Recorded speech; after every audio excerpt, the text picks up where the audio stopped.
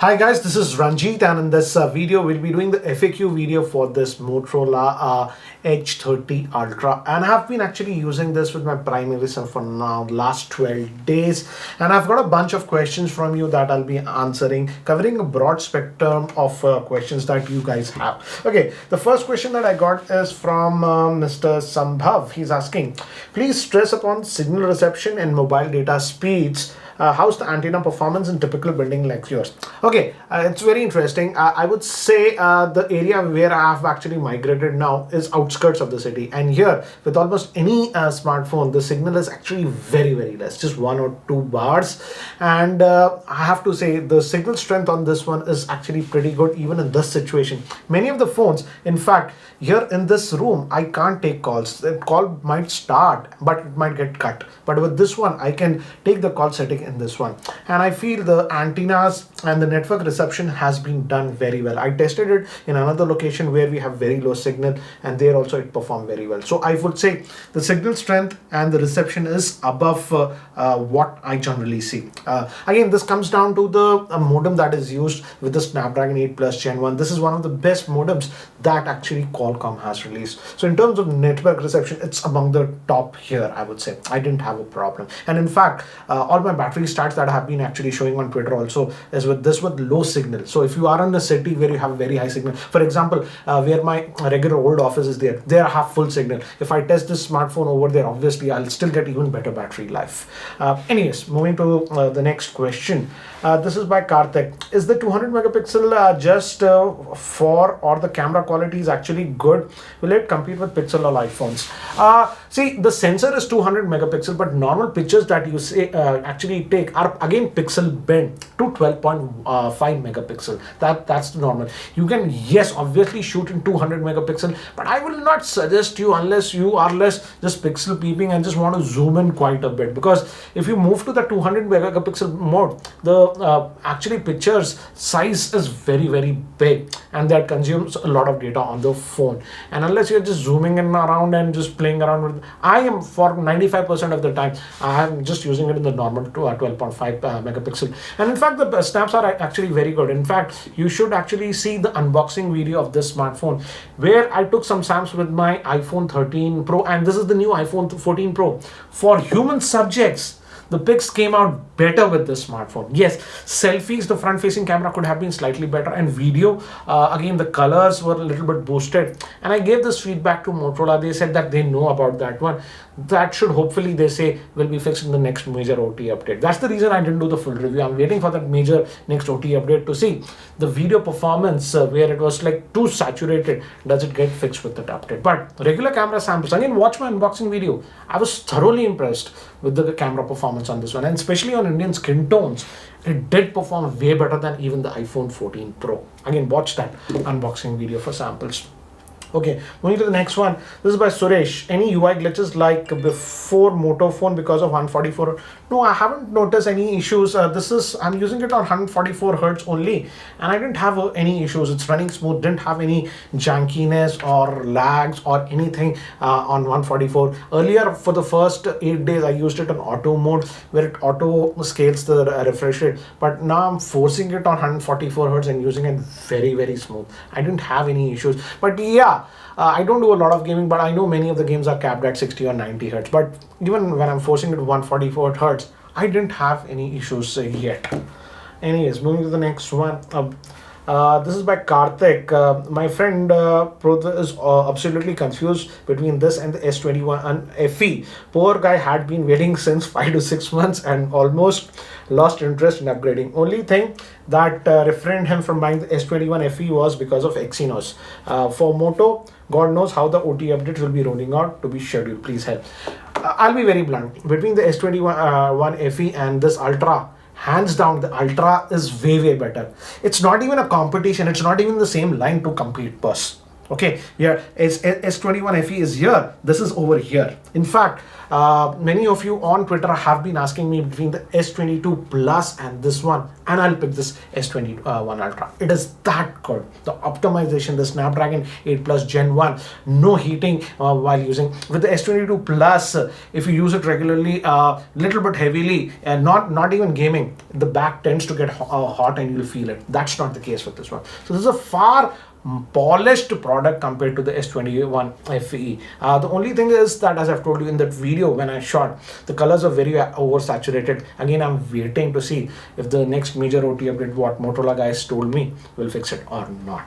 But yeah, not even in the same line. S21 FE is here, man. This is one of the best damn Android flagships that I'm using. Otherwise, my primary SIM won't have been in this for the last 12 days. I have purchased this iPhone 14 Pro at full price, and still I don't feel like putting my main SIM in this one. You get it? Anyways, moving to the next one. This is by Ayush. Irshad from Track and Tech English mentioned in his review that the CPU throttles during testing, and this could not be considered a heavy gaming, only for casual occasional gamers. What are your thoughts? Anush, to be very frank, I didn't do a lot of heavy gaming, and if you guys follow me, I have just stopped doing very heavy gaming. But I did test Call of Duty, and I must have played about 2 games, so about 15 minutes, and in that it worked fine, I would say. Yes, it got slightly warm, but not excessively hot, and I didn't notice any issue. But again, I'm not a super hardcore user or something, a hardcore gamer who plays continuously for hours and hours. If you want to test that, if you're specifically looking this for gaming, check with some other channels who specifically stress the phone for gaming. I am personally not that person. I'm a business-centric user.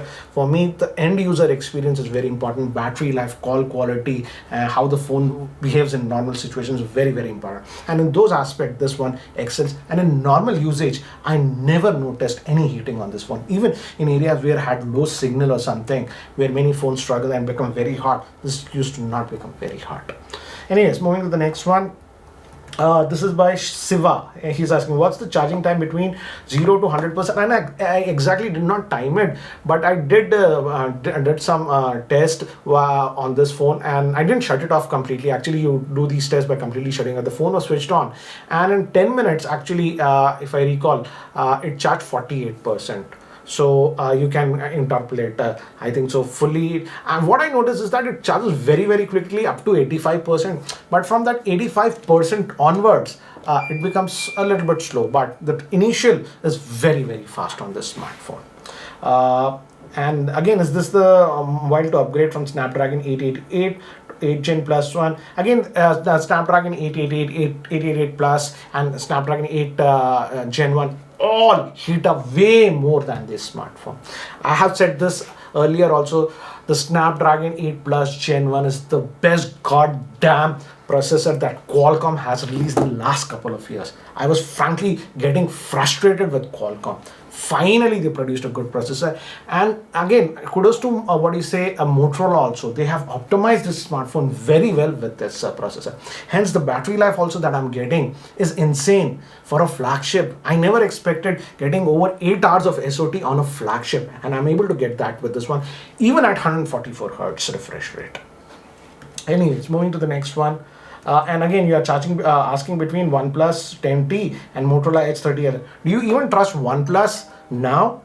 After the fiasco what they have done with the OnePlus 9 Pro series or something, they just gave 2 5G bands in India, whereas international one had 10, 11 bands or something, and they were justifying that 2 5G bands, that for India it is good enough, releasing press statements in media or something like that, and justifying that. Do you trust OnePlus? Man, OnePlus is gone. The original OnePlus that we knew is simply gone. It's nothing but an Oppo smartphone now, okay, with Color OS indirectly. In fact, if you are liking OnePlus, why are you going with the OnePlus? Just go to the Realme device. Indirectly, it's basically a Realme device. At least with Realme, they won't charge you that stupid premium unnecessarily. But OnePlus, that's the reason I've actually now indirectly stopped covering OnePlus devices. Anyways, moving to the next one. This is by Rohit. Going by past experience, is Moto good in providing updates? And one thing, I feel that they could have launched this with Android 13 out of the box. Yes, it didn't come with Android 13 out of the box, but if you recall, Android 13 just came out, and Pixel 7 will be the only smartphone that is coming on next month that will come preloaded with Android 13. So I feel it was too early. And again, new versions of Android can be a little buggy, so I understand their position. But I like at least now Motorola is taking user feedback seriously. We have been, as reviewers, been telling them they need to improve the upgrade cycles, and finally in flagships they were only giving next 2 years of Android upgrades. With this, at least we'll be getting next 3 years of Android upgrades and 4 years of security upgrades. So they are moving in the right direction, I would say, for now. Anyways, moving to the next question. Okay, where does this next question go? Okay. Oh, okay. This is by Prasad. He's asking, how's the haptic and implementation? Is it giving different kind of feedback for different actions like S22 Ultra rather than the same feedback for? The haptic feedback is very average, I would say. In this area, they could have done slightly better, I would say. And this is very similar to the Samsung S22 series flagships this year. I didn't like the haptic feedback. In fact, this is one area where I feel they didn't exceed my expectations. I was expecting that the haptics would be a lot more stronger. In fact, in terms of haptics, I would say on Android phone, the ROG phone does a fabulous job, I would say. Haptics, yes, it's there. It's just average on this smartphone. Moving to the next one, this is by Nico. How do you think this phone will age? If I have to use it for another 3 or 4 years with OS updates, do you recommend this phone over iPhones?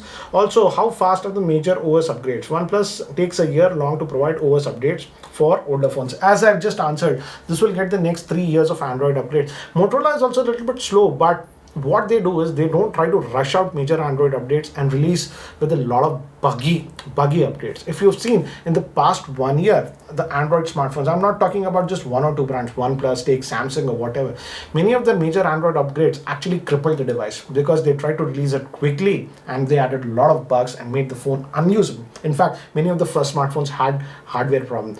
Motorola is taking their time. From past history, what I've seen, their updates don't cripple the device. So yes, they might take a little bit of time, but generally I like the fact that Motorola's updates don't cripple your device, and that's a very important part these days with Android smartphones. So yes, it will get upgrades. So next 3 major Android upgrades you'll get, and the next 4 years of security updates. So that's regarding that. Anyways, moving to the next one. This is by Mr. Kanjali. How's the overall performance of this device and the battery life? As nowadays, most of the premium devices don't have a great battery life. You're correct. But this is a bloody exception in terms of battery life. It has a 4610 milliamp hour battery. And I thought, oh, okay, battery life will be mediocre. Man, but the battery life on this one has exceeded my expectations. The battery life that I'm getting on this is one of the best that I've seen on an Android flagship for smartphones having less than 5000 milliamp hour battery. Every time I'm getting it over, I would say 6.5 hours of SOT, and I would say in medium usage, even I posted the screenshot just today where it was at 144 hertz refresh rate. I got insane 8.5 hours of SOT and still had about 16% battery life. So in terms of battery life for a flagship, this is bonkers. For example, to give you an idea, that 8.5 hours SOT that I got on this one, with similar usage with the Galaxy S22 Ultra, I could have gotten just about 5.5 hours of SOT. So the combination of Snapdragon 8 Plus Gen 1 and the optimizations what Motorola has done are incredible. I just hope with the next major OT update they don't screw up with the battery. That section, they have just nailed it. One of the best battery life that I'm getting on an Android flagship that is not like a brick. I'm not talking about smartphones that have more than 6000 milliamp hour battery. This has a 4610 milliamp hour battery, and the battery life is insane. In most of the days, I don't have to charge it every day. It's giving me about 1.5 to about 2 days of standby time, and the SOT has been exceptionally good. So one of the best, I would say, in terms of battery life for an Android flagship. I'm very, very happy with the battery life on this one.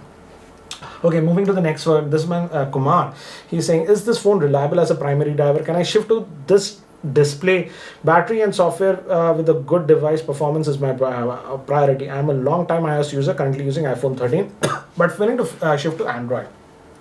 I would say you'll be really happy with this smartphone overall. The only area where I feel it falls short compared to the iPhone is in video. As I've told you, in video, I would say the colors are a little bit weird for some reason on this one. There, the iPhone, and generally, I would say even for video specifically, iPhones goes ahead. That is a simple trend that I'm seeing, and that's continuing. So if you're not too picky, if you don't shoot a lot of videos, I would say you'll be happy with this phone. Again, watch my unboxing video. From there, I've covered a lot of aspects about this smartphone. Anyways, moving to the next one. This is by Saxena. Would you recommend this phone for long-term usage, 5 or 6 years? Also, it's worth to spend 52 on this smartphone, or should I go for the iPhone? Also, should I buy the 128GB variant or wait for the 256GB variant? Again, if you're a heavy user and as you've telling you want to use it for a long time, long period of time, then definitely I would say go wait for the 256GB variant. Regarding long-term usage for 5 to 6 years, I'll be very blunt.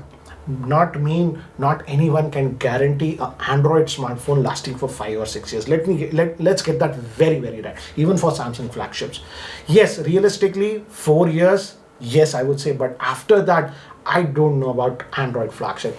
Let it be Moto, let it be Samsung or whatever. Okay, I'll be blunt about it. So let's keep our expectation realistic. 4 odd years, yes. After that, I just don't know how will be the update situation. So yeah, for 52,000 for the hardware, this is exceptional hardware that you're getting. That I will see. But again, if you want to go with the iPhone, yes, and this sales the iPhone 13, you can get around 50,000. You can certainly go with the iPhone. But remember, with an iPhone also, you have a lot of shortcomings compared to this one. But again, I understand. If aging is there, iPhone can actually last for 5 odd years. I know some people in my family having 5-year-old iPhones and they still work well. I would say they don't need to upgrade. I would say it's not necessary. Okay, moving to the next one. This is by Ibrahim. Do I need to wait until the 12 or 12GB RAM 256GB gets launched? And I heard a photo of 200MP has more than 50MB. What would you say? And an idea where 12 256 will get launched. Okay, regarding the 12GB RAM and the 256GB variant, yes, it's going to launch. I asked Motorola officials and they told me yes, it will be launching in India in the next couple of weeks. I didn't get an exact time frame or a date. Tomorrow is Monday, so again I'll shoot an email to them and ask them, is there any specific date that they have? And once if I get a confirmation from them, I will surely share that on Twitter with you guys. Don't worry.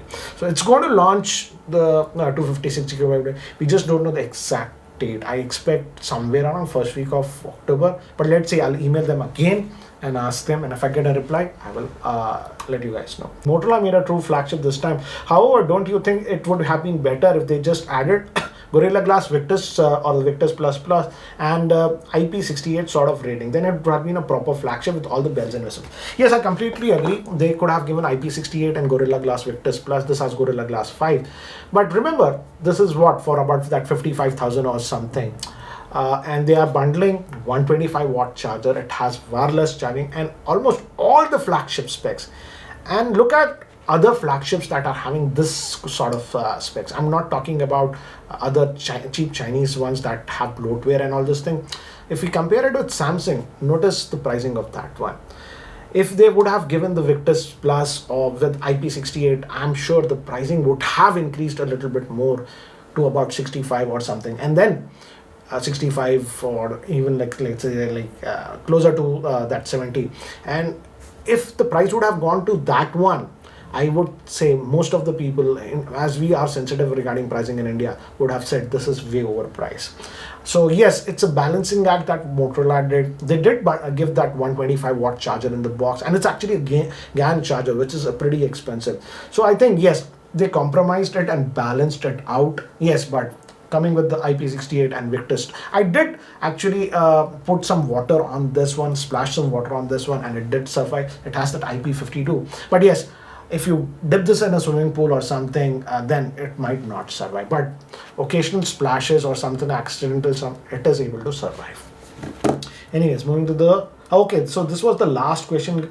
This is actually the last question, guys. So let me just take it. How's the thermal? This is my Mr. Shantanu. He's asking, how's the thermal performance of the device? Does it get warm or abnormally hot while using the camera outdoors and other tasks like downloading large files on data Wi-Fi connection? Don't like phones that get hot doing normal tasks. Not a gamer.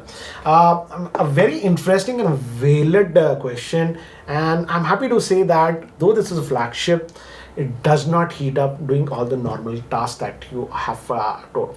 In fact, that's the reason I generally was not liking many of the Android flagships, because even doing normal casual stuff, they used to get pretty hot.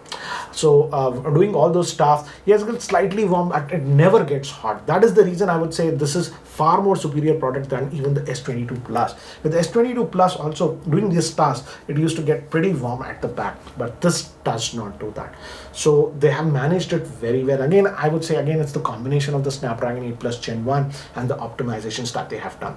That's the reason I would say I'm liking using this phone. Though this is a flagship smartphone with great performance, even that 144 hertz, but the battery life is so good, and also it does not heat up that much.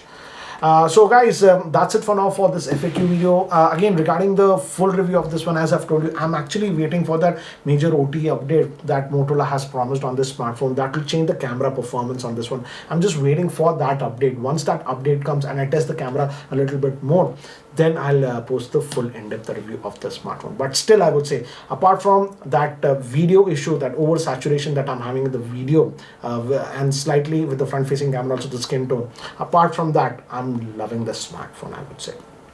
Anyways, guys, that's it for now. Thanks for watching. This is Ranjit, and I hope to see you in my next video. Take care, guys.